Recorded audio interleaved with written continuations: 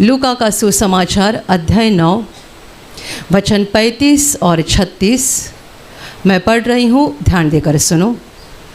तब उस बादल में से यह शब्द निकला, यह मेरा पुत्र और मेरा चुना हुआ है, इसकी सुनो।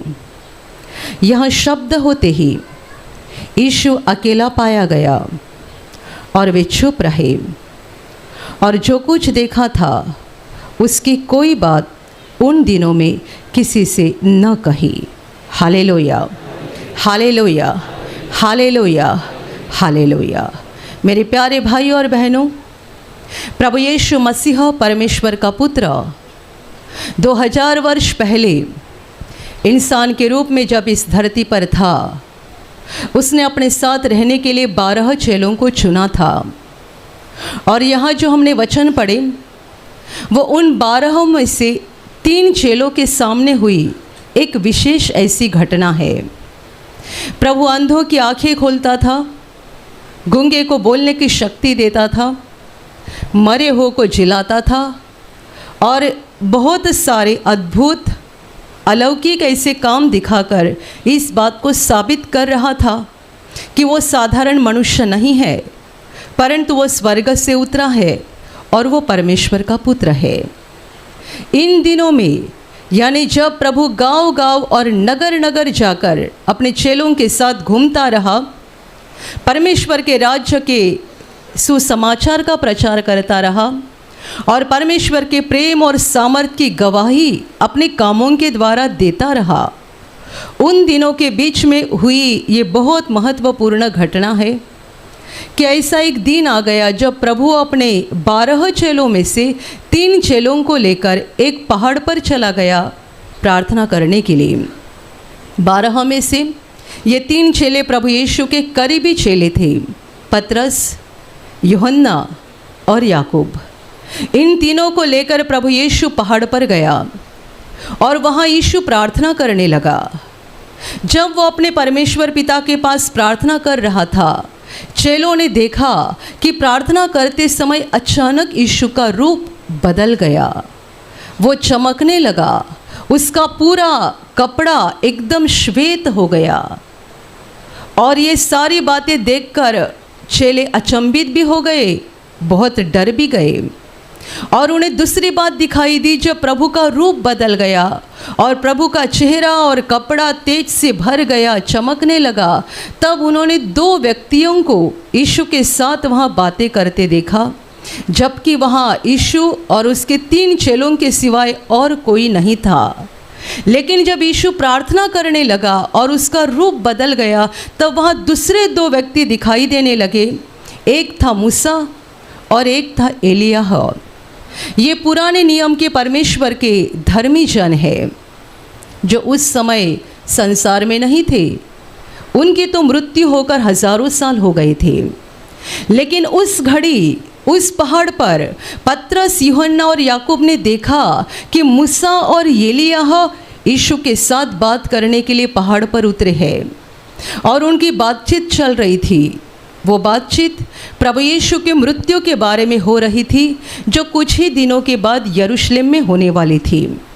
यीशु इस संसार में मानव रूप में हमेशा रहने के लिए नहीं आया था, उसे क्रूस पर बलिदान करना था। यरूशलेम में यीशु की मृत्यु होने वाली थी और उस मृत्यु की चर्चा यीशु, मूसा और एलियाह तीनों आपस में कर रहे थे और चेले सुन रहे थे।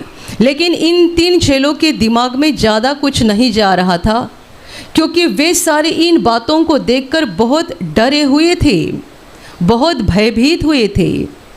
और ऐसा जब माहौल चल रहा था, तब पतरस, जो यीशु का प्रमुख चेला वहाँ मौजूद था, उसने यीशु से कहा, हे प्रभु, हमारा यहाँ रहना अच्छा है। हम आपके लिए 3 मंडप बनाएंगे, एक आपके लिए, एक मूसा के लिए, एक एलियाह के लिए। उसे समझ में नहीं आ रहा था कि वो क्या बोल रहा है, क्योंकि वो बहुत डरा हुआ था। वो डरा हुआ था। लेकिन उस पहाड़ पर जब यीशु का रूप बदला और पुराने नियम के 2 परमेश्वर के धर्मी लोग वहाँ दिखाई देने लगे और इनकी आपस में बातचीत हो रही थी। कहीं तो इनको अंदर से ऐसा सुकून लग रहा था चेलों को कि ये ख़त्म ना हो जाए, ऐसा ही चलता रहे। जैसे कभी कभी प्रार्थना में आपका ऐसा मन लगता है और ऐसी परमेश्वर के साथ आत्मा जुड़ जाती है कि लगता है ये ख़त्म ना हो जाए।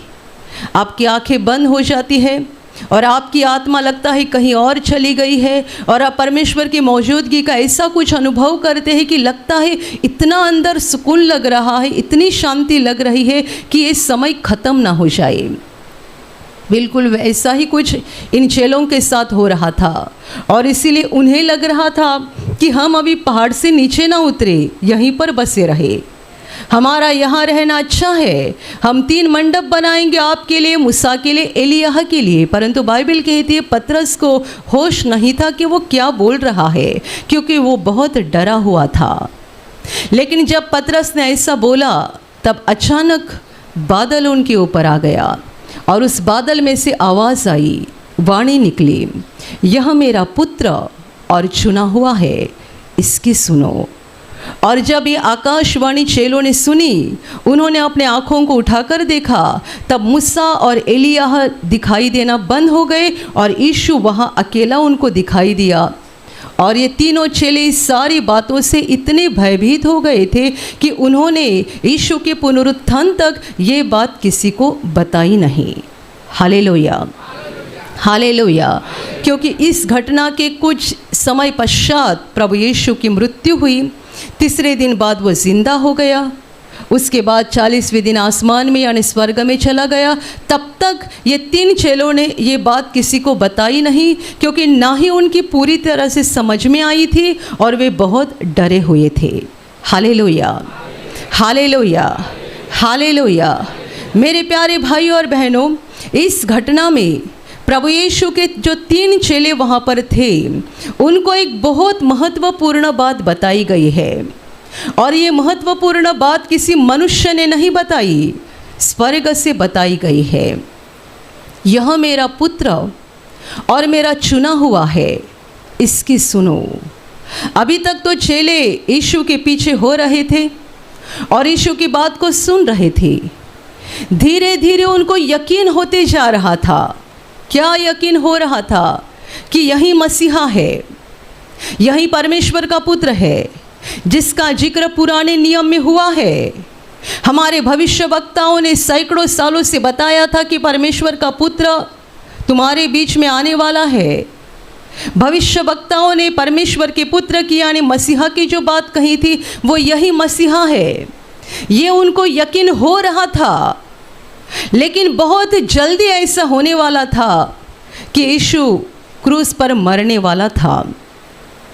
और जब यीशु की मृत्यु हो जाएगी, इनका विश्वास टूट जाएगा, क्योंकि उन्हें ऐसा भरोसा था मसीहा तो हमेशा जीवित रहेगा, मसीहा कभी मरेगा नहीं। यदि मसीहा मरेगा नहीं, जीवित नहीं रहेगा, और हमने विश्वास किया था कि यही मसीहा है, तो ये मरा कैसे, मृत्यु कैसे हो गई? क्योंकि हमने भविष्यवक्ताओं से जान लिया था कि मसीहा सदा जीवित रहेगा। ये सच है कि मसीहा सदा जीवित रहेगा, परंतु मनुष्यों को बचाने के लिए मौत का आखिरी श्राप उसको अपने ऊपर लेना था, और इस श्राप को निकालकर मृत्यु से जी उठकर उसे अनंत काल जीवित रहना है। इस बात को चेले अनजान थे। Hallelujah, hallelujah. और इसीलिए प्रभु यीशु के ऊपर उन्हें पूरा ही पूरा भरोसा हो जाए, यीशु के बात को वो पूरी तरह से ग्रहण करे। इसलिए कोई तो उनको बता रहा है, बताने वाला मनुष्य नहीं है, बताने वाला कोई भविष्यवक्ता नहीं है, बताने वाला दुनिया का कोई वैज्ञानिक नहीं है या कोई विद्वान नहीं है, बताने वाला दुनिया का जाना माना कोई व्यक्ति नहीं है। बताने वाला स्वयं परमेश्वर पिता है, जो बादल में से आवाज़ देकर उनको बोल रहा है, यह मेरा पुत्र और मेरा चुना हुआ है, इसकी सुनो। Hallelujah, hallelujah. ये बहुत अलौकिक बात है। यीशु की गवाही मनुष्यों ने दी, परंतु यीशु की गवाही खुद परमेश्वर पिता ने दी। हम बाइबल में पढ़ते हैं, जब यीशु 30 साल का हो गया, उम्र का 30 साल, बपतिस्मा करने वाले यूहन्ना के पास जाकर उसने यरदन नदी में बपतिस्मा लिया।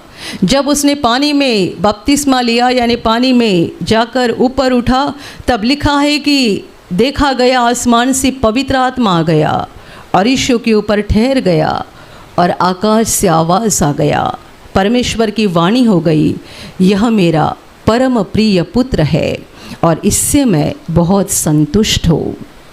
मेरे प्यारे भाई और बहनों, पूरे संसार के इतिहास में आज तक ऐसी भविष्यवाणी कभी किसी मनुष्य के लिए नहीं हुई है, कभी नहीं हुई है।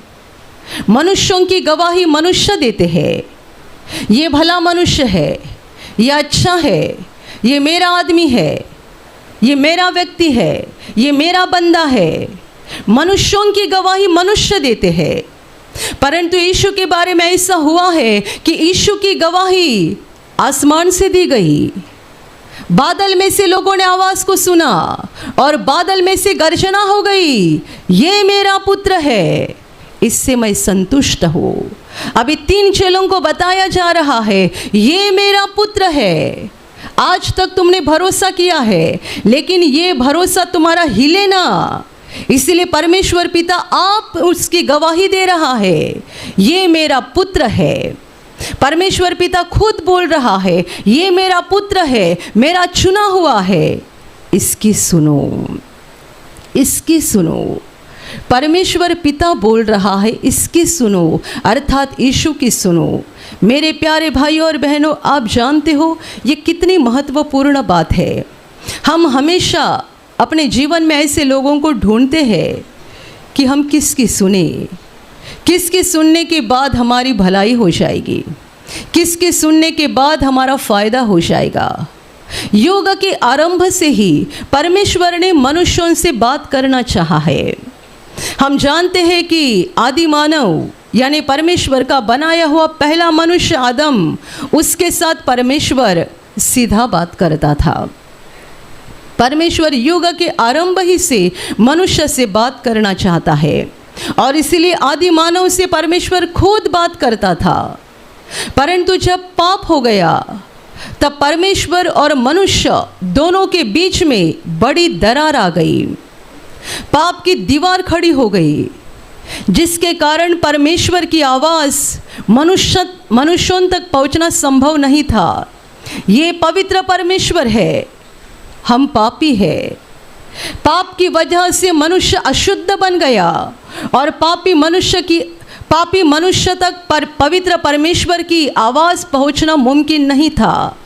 और इसीलिए परमेश्वर ने युग जैसा आगे बढ़ते गया, दुनिया का समय जैसे आगे बढ़ते गया, भविष्य वक्ताओं को चुनते गया, एक एक भविष्य वक्ताओं को चुनते गया, जिनके ऊपर परमेश्वर का आत्मा कुछ समय के लिए आता था और वे परमेश्वर की आवाज़ को, परमेश्वर की इच्छा को और परमेश्वर के मार्ग को मनुष्यों को बताते थे।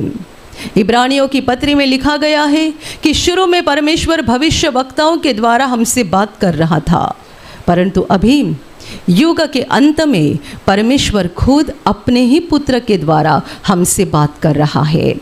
परमेश्वर का पुत्र यीशु मसीह, जिसके द्वारा परमेश्वर हमसे बात कर रहा है, वो परमेश्वर के आवाज़ को लेकर, परमेश्वर के वचनों को लेकर, परमेश्वर के वाणी को लेकर दुनिया में आ गया है। यीशु ने कहा था, मैं अपने मन से कुछ नहीं बोलने आया हूँ, मैं जो भी वहाँ से सुना हूँ वो आपको बताने के लिए आया हूँ।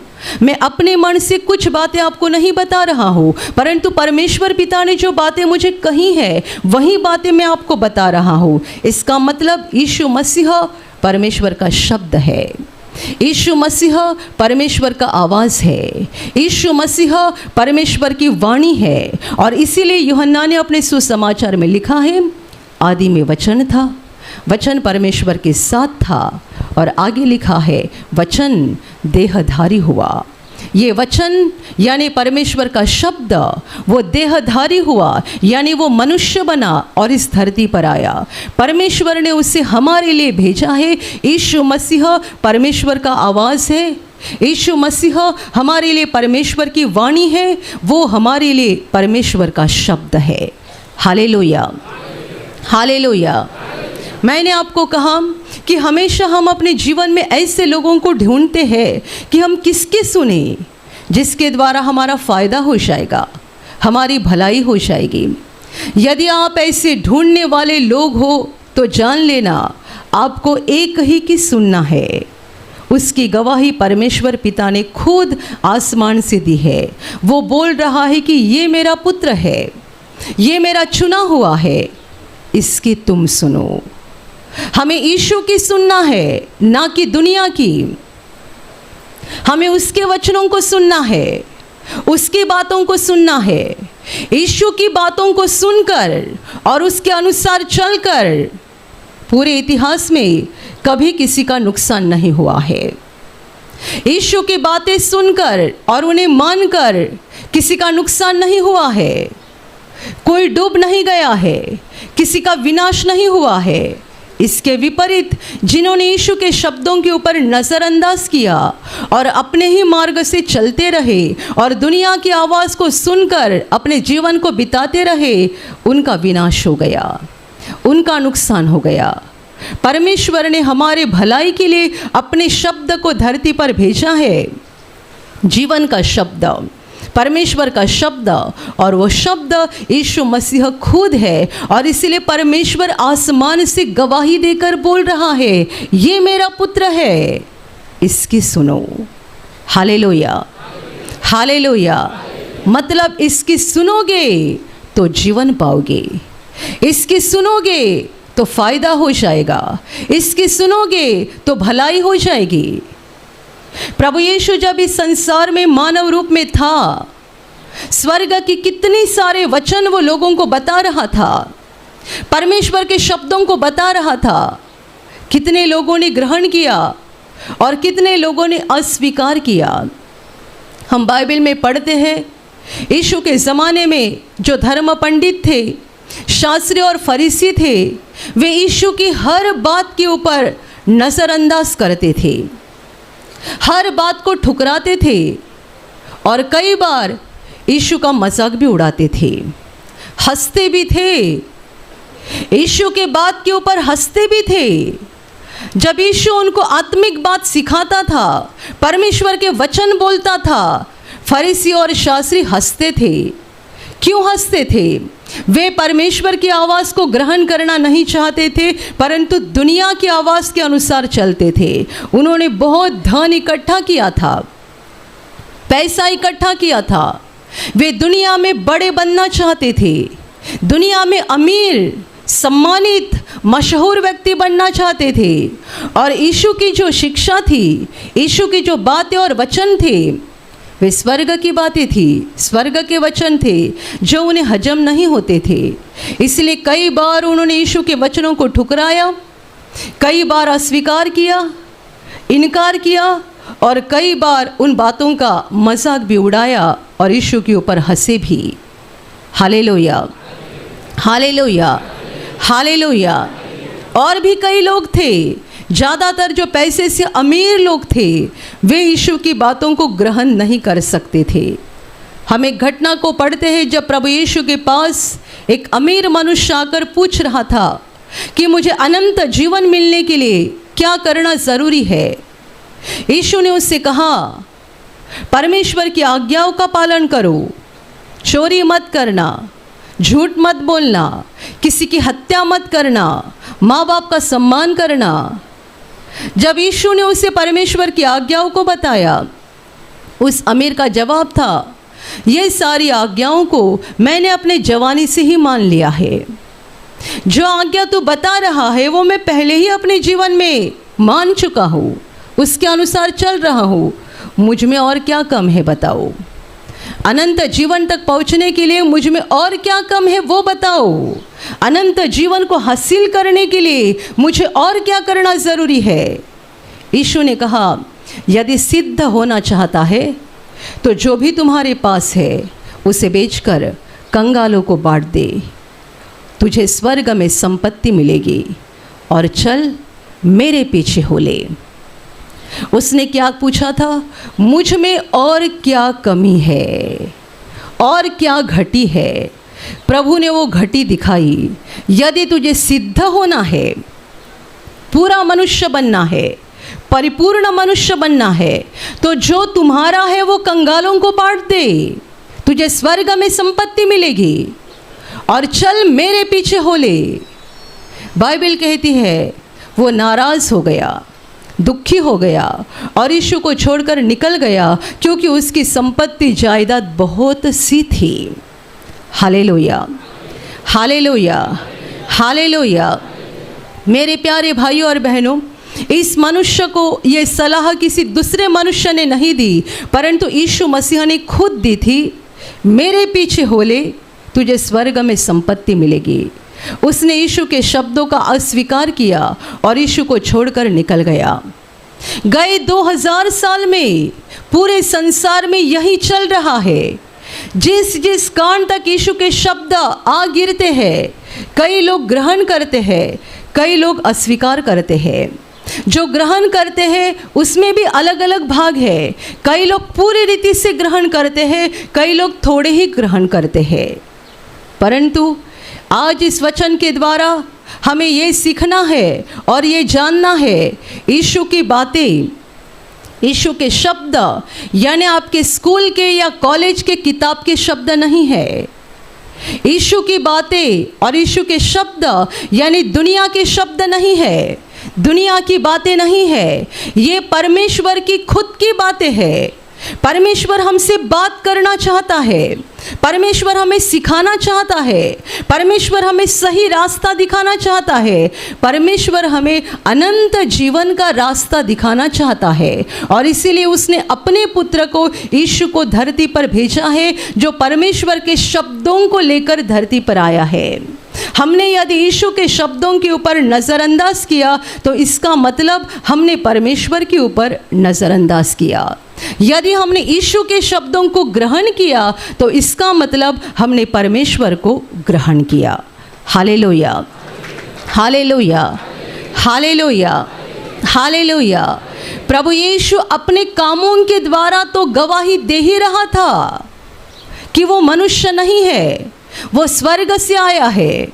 अंधे की आंखें खोलना पूरे संसार के इतिहास में किसी मनुष्य के लिए मुमकिन नहीं है।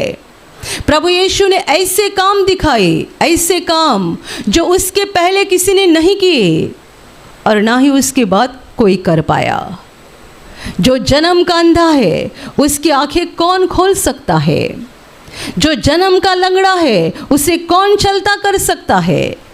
जो जन्म का बहरा है, जन्म का गूंगा है, उसे सुनने की और बोलने की ताकत कौन दे सकता है? और सबसे बड़ी बात, जो मरा हुआ है उसके शरीर में फिर से जान कौन डाल सकता है? Hallelujah, hallelujah. याईर की 12 वर्ष की बेटी मर चुकी थी। यीशु को वहाँ बुलाया गया। उस लाश के पास पहुंचकर प्रभु ने उस बेटी से कहा, तलिता कुम, हे बेटी मैं तुझे कहता हूँ उठ। और तुरंत उसने आंखें खोली और वो उठ बैठी। मरे हुओं में जान कौन डाल सकता है? विधवा का इकलौता बेटा मर चुका था और उसे दफनाने के लिए लोग लेकर जा रहे थे। यीशु ने उसका दुख देखा, आंसुओं को देखा और प्रभु उस जवान बेटे की लाश तक पहुंचा और यीशु से कहता है, हे बेटे मैं तुझे कहता हूँ उठ। और तुरंत वो मरा हुआ जवान उठ बैठा। Hallelujah, hallelujah, hallelujah, hallelujah.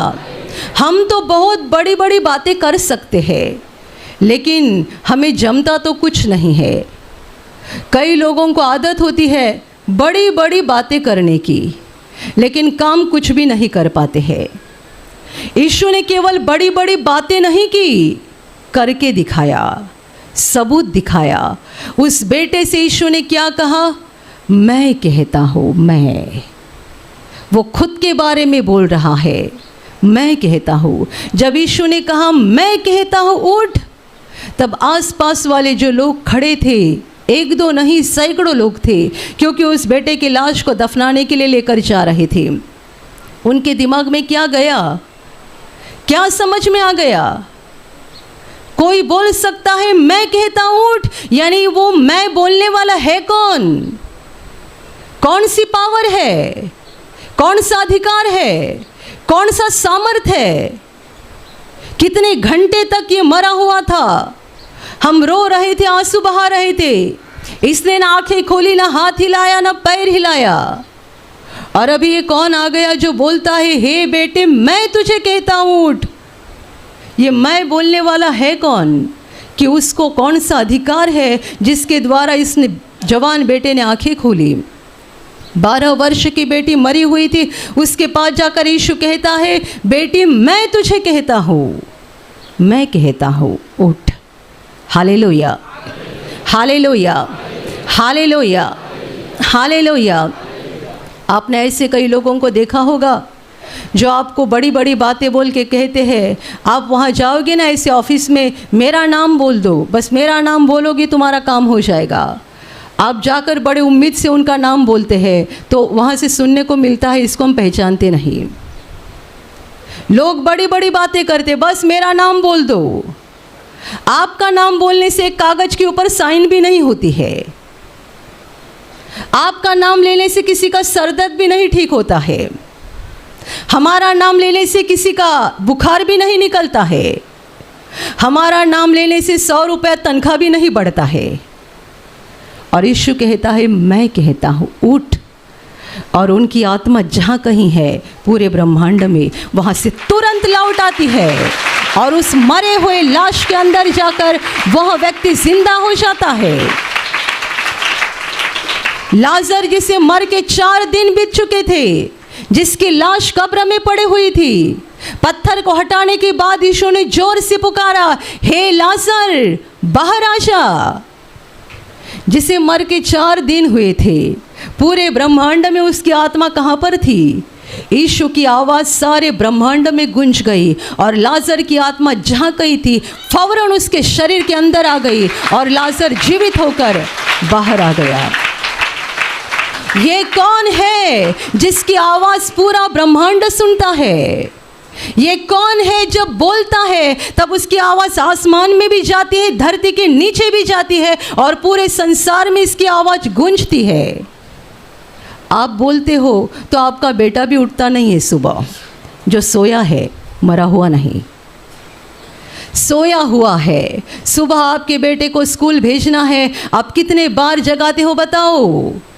कई औरतें बोलती है हमारा पति सुबह समय पे रिक्शा पे जाता ही नहीं है, धंधे पे जाता ही नहीं है, 10 बजे उठेगा, आराम से सारे अपने काम करेगा, 12 बजे रिक्शा पे जाएगा। आप बोलोगे तो उठेगा क्या बताओ? नहीं उठेगा। हमारे बोलने से सोया हुआ भी उठता नहीं है, और हमारा प्रभु बोलता है तो उसकी आवाज़ पूरे ब्रह्मांड में गूंजती है और मरे हुए लाश में उनका प्राण और उनकी आत्मा वापस आ जाती है और मनुष्य जीवित हो जाता है। हालेलुया। प्रभु ने अपने ऐसे अनगिनत कामों के द्वारा गवाही दी कि वो मनुष्य नहीं है, वो खुद परमेश्वर है, वो धरती का नहीं है, वो स्वर्ग का है। अनगिनत कामों के द्वारा यीशु पानी के ऊपर से चला। आप चल सकते हो क्या? कौन सी डिग्री लेकर आप पानी पर से चल सकते हो बताओ? दुनिया में ऐसी कौन सी बड़ी उपाधि है, कौन सी बड़ी डिग्री है जो सर्टिफिकेट लेने के बाद आप पानी के ऊपर से चल सकते हो? कोशिश करो, पास में किसी को रखो जो तैर सकता है आपको बचाने के लिए। ना कभी किसी ने किए थे और ना यीशु के बाद भी कोई कर पाया। ऐसे काम यीशु ने करके दिखाए। सारे कामों के द्वारा वो गवाही दे रहा था। पहली गवाही परमेश्वर प्रेम है, दूसरी गवाही परमेश्वर सामर्थ्य से भरा हुआ है, और तीसरी गवाही मैं तुम्हारे जैसा आम मनुष्य नहीं हूँ, मैं साधारण मनुष्य नहीं हूँ, मैं तुम्हारे लिए मनुष्य बनकर आया हूँ, परंतु मैं मनुष्य नहीं हूँ, मैं परमेश्वर हूँ। मेरे शब्द मनुष्य के शब्द नहीं है, यीशु के शब्द मनुष्य के शब्द नहीं है। जब कभी आप नए नियम को पढ़ोगे, नए नियम के 4 सुसमाचार हैं, मत्ती, मरकुस, लूका, यूहन्ना, जब आप इनको पढ़ा करोगे तब हर वचन को ऐसे पढ़ते जाना और ऐसे ग्रहण करना कि ये सोने से भी मूल्यवान है, सोने से भी मूल्यवान। इसे ऐसा संभालो और ऐसे पकड़े रखो कि ये सोने से भी मूल्यवान है। Hallelujah, hallelujah, hallelujah. कोई आपका खास दोस्त है, कोई आपकी खास सहेली है, दिन में फ़ोन करके घंटा घंटा उनके साथ बातें करते हो और जितना भी वो बोलते सारा कचरा आपके दिमाग में भर के लेते हो। क्या फ़ायदा होता है बताओ? बंद करो दुनिया की व्यर्थ बातें सुनना, बंद करो दुनिया की व्यर्थ बातों के ऊपर भरोसा करना और उन पर निर्भर हो जाना। आपको जीवन पाना है, सफल होना है और अनंत काल परमेश्वर के साथ जीवित रहना है। परमेश्वर बोल रहा है, ये मेरा पुत्र है, ये मेरा चुना हुआ है, इसकी सुनो। इसकी सुनोगे तो मरोगे नहीं, इसकी सुनोगे तो असफल नहीं हो जाओगे, इसकी सुनोगे तो विनाश नहीं हो जाएगा, क्योंकि ये मेरे वचन लेकर तुम्हारे पास आया है। मैंने इसको मेरी बातें लेकर तुम्हारे पास भेजा है। जो मैं तुम्हें बोलना चाहता हूँ, बताना चाहता हूँ, वो सारी बातें लेकर मैंने उसको भेज दिया है। Hallelujah, hallelujah, hallelujah. यीशु ने अपने कामों के द्वारा इस बात की तो गवाही दी, परंतु ये बहुत बड़ी बात है कि परमेश्वर पिता ने खुद आसमान से बात करके दुनिया को ये बात सामने लाई है कि ये मेरा पुत्र है, ये मेरा चुना हुआ है, तुम्हें इसकी सुनना ज़रूरी है। मेरे प्यारे भाइयों और बहनों, आप प्रभु यीशु के बातों को कैसे ग्रहण करते हो? पहली बात, आप यीशु के वचनों को पढ़ते हो या नहीं पढ़ते हो। दूसरी बात, यदि आप पढ़ते होंगे तो आप कितनी गंभीरता से पढ़ते हो और कितनी गंभीरता से उसे ग्रहण करते हो। बाइबिल को और मुख्य रूप से नए नियम को किसी कहानी की किताब मत समझो। आप कहानी की किताब पढ़ते हैं, एक बार पढ़ दिया, ख़त्म हो गया। ये ऐसा नहीं है। यीशु के वचन, यीशु के शब्द ऐसे नहीं है। मैंने आपको 4 सुसमाचार बताए जिसमें यीशु के सीधे शब्द लिखे हुए हैं, और उसके बाद भी जो बाइबल की किताबें हैं उसमें यीशु के सीधे शब्द नहीं है, परंतु पवित्र आत्मा के शब्द है जो यीशु के ही शब्द है। हमें इन सारे वचनों को गंभीरता से पढ़ना है, गंभीरता से ग्रहण करना है। ऐसा मत बोलो कि ये मुझसे नहीं होगा, ये मुझसे नहीं होगा, ये मेरे लिए नहीं है, ये मुझे संभव नहीं है। यदि आप ऐसा बोलते जाओगे तो आप अपना ही नुकसान कराओगे, क्योंकि परमेश्वर आपसे बात कर रहा है यीशु के वचनों के द्वारा। परमेश्वर आपको बचाना चाहता है और जीवन देना चाहता है यीशु के वचनों के द्वारा। और यदि उसी बातों के ऊपर, उसी वचनों के ऊपर यदि हम नज़रअंदाज करने लगे या हमको लगा ये हमारे लिए नहीं है, हमसे संभव नहीं है, नहीं हो सकता है, नहीं कर सकते हैं, तो इसका मतलब हम खुद ही विनाश का रास्ता चुन चुके हैं। Hallelujah, hallelujah, hallelujah. परमेश्वर पिता बोल रहा है, और यदि उसकी बात को हम नहीं सुनेंगे तो और किसका सुनेंगे बताओ? परमेश्वर ने पहले भविष्यवक्ता संसार में भेजे, दुनिया में वो और कहीं नहीं, इज़राइल में आई। इज़राइल ने नहीं सुना। दुनिया के अंत में, युग के अंत में परमेश्वर ने अपने पुत्र को भेजा। उसके पुत्र ने उसकी सारी आवाज़, उसकी वाणी, उसकी इच्छा, उसके मार्ग, उसकी बातें, वचने दुनिया को बताई। अभी और परमेश्वर क्या कर सकता है? और वह आसमान से बोल भी रहा है, सुनो इसकी, सुनो इसकी। कोई भविष्यवक्ता के बारे में परमेश्वर ऐसा नहीं बोला, परंतु यीशु के बारे में परमेश्वर बोला है, इसकी सुनो। ये पूरा ही पूरा मेरा शब्द है, मेरा शब्द देह धारण करके आ गया है। ये मेरा पुत्र है, मेरा चुना हुआ है, इसकी सुनो। जो यीशु की सुनेंगे वो जीत जाएंगे, जो यीशु की सुनेंगे वे सफल होते जाएंगे, जो यीशु की सुनेंगे वे जीत जाएंगे। हालेलुया। Hallelujah, hallelujah. यीशु के वचनों को पढ़कर, सुनकर, ग्रहण करके आज तक किसी का नुकसान नहीं हुआ है, भला हुआ है और सिर्फ भला हुआ है। यदि नज़रअंदाज करते जाओगे नुकसान होते जाएगा। हमारा जीवन परमेश्वर के अधिकार में है। परमेश्वर ने हमें बनाया है, जीवन दिया है, और हमारा धरती का जीवन खत्म होने के बाद हमें नरक में डालना है या स्वर्ग में लेना है, पूरा ही पूरा अधिकार परमेश्वर के हाथ में है। और उसी परमेश्वर ने हमें जीवन देने के लिए, जीवन की बातें सिखाने के लिए उसके पुत्र को भेजा है। यीशु के वचनों को गंभीरता से ले लो। ये परमेश्वर के वचन है, परमेश्वर की बातें हैं, उसे गंभीरता से ग्रहण करो ताकि आपका जीवन स्वर्ग के आशीषों से भर जाएगा। जितने सारे लोग यीशु के वचनों को सुनते हैं, मानते हैं, उन पर परमेश्वर पिता संतुष्ट होता है। उन्हें वो धरती पर आशीषित करता है, संभालता है, अनुग्रह से उनका जीवन भरते जाता है। और जो यीशु के वचनों पर चलते हैं वे एक दिन स्वर्ग के अनंत जीवन में पहुंच जाएंगे। Hallelujah, hallelujah, hallelujah. अभी प्रार्थना करने का समय है। आप विश्वास करो कि एक पल में प्रभु यीशु आपको छूकर चंगाई देगा। एक पल में वो आपके जीवन का दुख निकाल देगा और आपके आंसुओं को खुशी में बदल देगा, क्योंकि उसके लिए असंभव कुछ नहीं है, अनहोनी बात एक भी नहीं है। प्रभु यीशु आज भी जिंदा है। 2000 वर्ष पहले वो शरीर रूप में धरती पर था, आज शरीर रूप में नहीं बल्कि आत्मा के रूप में है। और दुनिया के कोने कोने में जहाँ जहाँ लोग विश्वास के साथ उसको पुकारते हैं, उसके पास प्रार्थना करते हैं, उन सबों की पुकार को प्रभु सुनता है, उन्हें चंगा करता है, उनके आंसुओं को पोंछ देता है और उनके जीवन को खुशी से भर देता है। आप भी इसी विश्वास के साथ आपके बीमार भाग पर हाथ रखो, और यदि वहाँ हाथ नहीं रख सकते हैं तो अपने सीने पर हाथ रखो। प्रभु यीशु के नाम से इसी क्षण आपके शरीर की सारी बीमारियां निकल जाए। यीशु के नाम से आपके जीवन का सारा दुख निकल जाए।